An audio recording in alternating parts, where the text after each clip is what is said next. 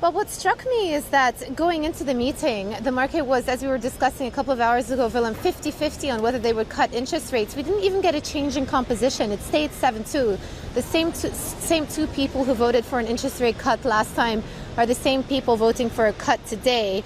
And the rationale being that the data, as we were discussing earlier, has been improving as of late. So just to pick up on some of the commentary, I think was quite interesting surrounding the global easing of trade tensions. That's one of the positive tailwinds that they mentioned. They also mentioned global monetary policy easing last year as well. That is, again, one of the reasons why they see uncertainty fading. When it comes to the domestic economy, also very interesting points there. They refer specifically to the improvement in the survey data. Remember, the PMIs as of late have been quite strong. They talk about strong house price data as well, consumer confidence building. But a word of caution, remember, right after the referendum in 2016, they took very seriously the signals that were being given by that survey data and obviously went for the cut back then. This time they're saying, well, the survey data is pointing to a huge pickup in momentum. We might need to take that with a little bit of pinch of salt this time and wait and see whether it actually transpires into the hard data later on. But in terms of their overall growth forecast, I think it's interesting that even though they see a short-term pickup in growth, their growth assessment for this year is still pretty weak. They've got 2020 growth forecast at 75 basis points, so sub 1%, 2021 at 1.5%, 2022 at 1.75%, so still sub 2% for their forecast horizon.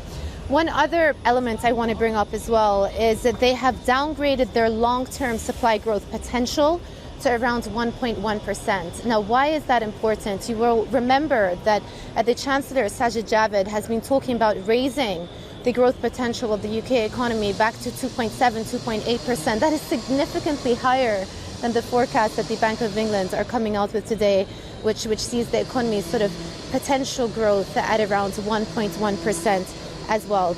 In terms of the inflation picture, pretty much very similar to what we had last time around. They continue to point to downward pressures on the CPI headline going forwards for the remainder of this year. They don't see CPI inflation getting above 2% in 2020, but they do see it returning to target in subsequent years. And then finally, Willem, I thought this one is also very interesting.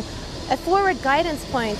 We've lost a good friend. The limited and gradual language has been completely removed. Remember, they introduced that in February 2014. It was part of their forward guidance stance, introducing monetary tightening and in a limited and gradual manner. So back then we understood it as maybe hiking twice or three times a year, and obviously since then they've only hiked twice, and today they have completely dropped that guidance altogether. So limited and gradual is gone. And I should mention that, of course, it is the Bank of England Governor Mark Carney's very last meeting. The press conference will be starting in about 20 minutes time. We'll see what he has to say. For the meeting itself, no big surprises. No doubt probably half of the city are a bit disappointed that they didn't actually do anything given expectations going into this. And he might probably get a few questions about his legacy now, given that it's almost been 7 years at the helm. Hi, I'm Joumanna Bercetche, and thank you for watching. You can check out more of our videos by clicking on the boxes on the screen. And don't forget to subscribe to our channel for more from CNBC International. Thank you for watching.